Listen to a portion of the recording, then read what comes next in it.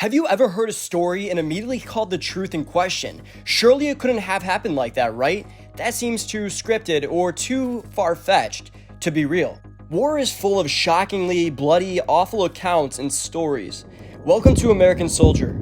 Today we have some stories that seem like they definitely be fake, except in these cases, they aren't. These are accounts that happened on the battlefield that will leave you scratching your head, but have the facts and witnesses to back them up. Skeptics beware, some of these on today's list will give you a run for your money.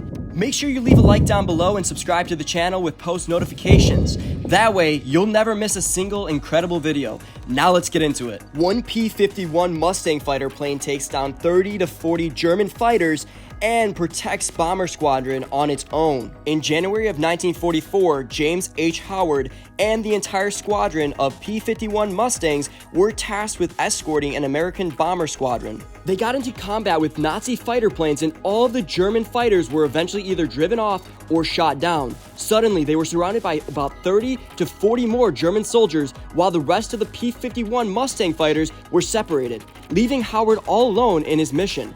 Howard spent the next 30 minutes viciously attacking German planes while the bomber crews watched in awe. He took down at least 6 enemy aircraft, now dangerously low on fuel, and over Germany, half of his guns were jammed and Howard continued fighting, forcing the enemy away. The bombers were safely escorted. Howard didn't brag about this amazing feat until the bomber crew revealed what happened and revealed him to the public during an inquiry. Number 8. After 30 British soldiers were slain by Germans when they tried to take down a German base producing nuclear weapons, Norwegian soldiers came in and did the job themselves, with just 11 of them. The German forces took over a factory in Telemark in the 40s to produce the heavy water needed to make plutonium. Realizing they needed to take down the factory or they'd be faced with Nazis with the ingredients for an atom bomb, they sent 30 British army officers to sabotage the plant.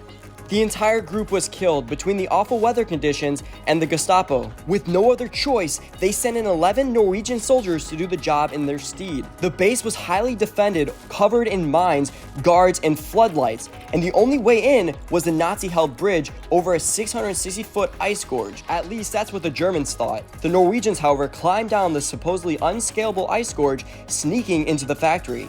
They laid down their explosives and were about to blow the whole thing up. However, the base's Norwegian caretaker, who they were holding at gunpoint, refused to leave until they helped him find his lost glasses. So naturally, they stopped the whole mission to help the elderly man find his lost glasses. They completed their whole mission without casualties, releasing both the caretaker and another civilian as soon as their fuses were lit. All of the men were awarded medals, but one of the men decided not to give up there. He and 3 other Norwegians came back to later sink the ferry that the Germans were using to evacuate the heavy water they already had, just to further take down these would-be nuclear plants. Number 7. When a company retreated from overwhelming odds, a single soldier stayed behind without any ammunition. He fought to the very end, taking out the forces that a whole company couldn't take down. After a long, grueling year of fighting in Korea in 1951, UN forces were stalemate with the North Korean Army and the People's Liberation Army. J Hanson, a machine gunner in the 31st Infantry Regiment of the US Army, was about to create a legendary story. Hanson and the rest of his companies, dug in hill position, were overwhelmed by North Korean infantry. The company then withdrew, leaving Hanson and 4 others as the rear guard to cover them. The other 4 got wounded and were forced to crawl their way to safety, leaving Hanson with his machine gun standing against forces that the whole company couldn't stand against. 2 hours later, Americans returned and retook their position. No one knew exactly what happened. They found Hanson's body in front of the expended machine gun nest, completely out of ammunition. His right hand had an empty pistol and his left hand had a blood-covered machete. In front of him, there was roughly 22 dead enemy soldiers riddled with bullet holes and blade wounds alike. Number 6. Japan was building a Tesla-inspired death ray for military purposes during World War II, but probably threw it in a lake before ever using it. After famously inventing the earthquake machine, alternating currents, and even drones in 1934, Nikola Tesla claimed he had a death beam that could wipe out entire armies. While this was never proven and most people didn't take it seriously, Japan did. Their scientists were given a then dramatic sum of 1 million yen to build one. They named the project Project Power, and by the end of the war, they had produced a death ray prototype capable of killing at a distance of up to a half a mile. The only catch was their target had to stand completely still for 5 to 10 minutes before it would be effective. It was essentially a magnetron, equipment primarily used for radars and a 75-foot mirror. They tested it against tied-up animals and were once able to use it to stop a motor. One of the experimenters even tried it on himself for a few seconds and felt dizzy and fatigued for the next 24 hours. The machine was never used during battle, and we have no clue what happened to the prototype. But with a bit of fine-tuning and perhaps more capital, it could have been a very dangerous weapon.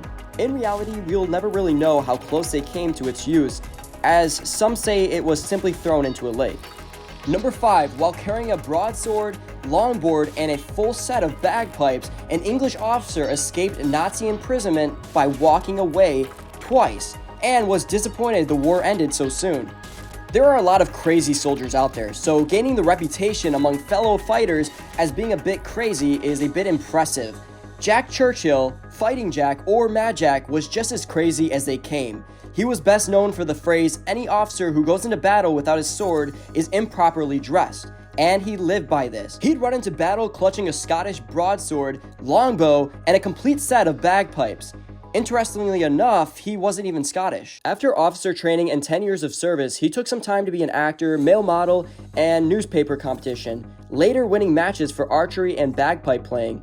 Jack was more than happy to re-emerge as Mad Jack in World War II. He re-enlisted and was sent to France with the Manchester Regiment. His first action as an officer was to kill a German sergeant with a longbow, the first and only longbow kill of the whole war. He was involved in the Dunkirk evacuation and then fought in Norway, where he led a charge while playing the March of the Cameraman on the bagpipes. In Yugoslavia, he took command of 1,500 men before being captured on the island of Brock. This is where the truly unbelievable feats began. He escaped twice from imprisonment, the first time walking over 200 kilometers from Berlin to Rostock. He was captured again and moved to a camp in Austrian Tyrol. The Germans left, fearing advancing allies, and he again walked over 150 kilometers to Italy. Jack was disappointed in 1945 when he learned Americans had ended the war by dropping nuclear bombs on Japan, saying, "If it wasn't for those damn Yanks, we could have kept this war going for another 10 years. Number 4, some Civil War soldiers were saved by a divine, glowing presence in their wounds, which fought off infections and bacteria that killed their fellow countrymen. Like many battles during the Civil War, the Battle of Shiloh was messy, bloody, and deadly. By the end of the fighting, over 3,000 were dead and more than 16,000 were injured. Medics were overwhelmed and the wounded soldiers were dying off in droves due to exhaustion, making it hard to fight off infections from the mud they sat in while they waited. However, when darkness fell, a weird thing began to happen. Some of the soldiers' wounds began to glow. It wasn't long before they realized those fortunate enough to be bathed in this angel's glow, as they called it, were more likely to survive than non-glowing comrades. They believed it was touch of divine, as these soldiers were seemingly spared from death. The truth wouldn't be uncovered until 2001 when a 17-year-old visited the battleground. He realized that this had a lot in common with his bioluminescence his microbiologist mom had been studying. He wondered if the glow they spoke of had come from parasitic worms called nematodes who puke up glowing bacteria that fight infection to allow the nematode to feed in peace. As it turned out, this was precisely the case. The nematode vomit likely helped the wounded soldiers fight off infections that would have otherwise proven fatal. Number 3, having just had a sword stabbed completely through his chest, a soldier took out several machine guns and used the offending weapons to take out 3 others before retelling his account to his commander and then dying. 23-year-old Fazl Din, an Indian soldier fighting for the British in Burma in World War II, commanded a section of a dozen soldiers in March of 1945. They faced Japanese machine gun bunkers and were held down by enemy fire. Din in return took out the bunkers personally with some expertly lobbed grenades. He then took one of his men with him to continue to attack 6 Japanese soldiers led by sword-wielding officers. Din's man was struck down suddenly, and when Din went to his aid, one of the swordsmen stabbed him through the chest, to the point the tip pushed all the way through his back. The swordman, thinking he'd finished the job, withdrew his weapon. Unfortunately for him, Din wrestled the sword away and killed the offending officer with the same weapon. He turned to the other soldiers, killing 2 of them and routing the rest. The different sections from Din's platoon caught up with him as he waved the sword over his head. Din led them into a final attack, wiping out the remainder of the enemy's positions. Still carrying the sword, Din then walked to the nearest British command post, giving an account of the battle before allowing his gaping chest wound to get the better of him, and he fell dead. Number 2. A one-man army takes and defeats 500 meters of Germany trenches and machine gun nests. In World War I, Dominic McCarthy, an Australian soldier, commanded a company in northern France. The battalion he led on his left flank was suddenly held down by a heavily fortified German trench filled with machine guns. This set McCarthy in action, taking 3 men down with him into the trenches head on. Not only did McCarthy outpace his men, but he did it while avoiding heavy fire from German guns, neutralizing the first nest before others could even catch up. Without hesitation, McCarthy blazed through, continuing his one-man blitzkrieg on the trench system, armed with a standard rifle and many grenades. Chances are, he resupplied himself off the enemies as he went alone. McCarthy captured 5 machine guns, killing 22 Germans, and captured 50 others. He secured a kilometer of trenches all on his own, despite all odds.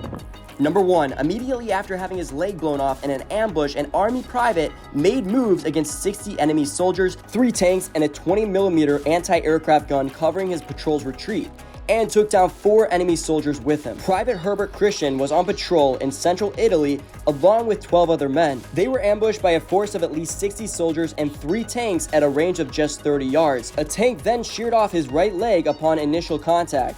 Having lost his leg, Christian quickly propped himself up against all odds and killed 3 enemy soldiers with a submachine gun. Maimed and still bleeding, he shuffled towards the enemy position, coming within 10 yards as he fired. He struck down another enemy soldier before the Germans turned all their artillery and fired towards him, finally taking down the one man. Whether you believe it or not, these events really happened. Many of them may have changed the wars, while some stand as living proof that sometimes life is often stranger than fiction. That's going to be it for today. If you'd like to see other videos like this, make sure you guys subscribe with post notifications turned on. That way, you'll never miss a single incredible video like this. This has been American Soldier, and we'll see you next time.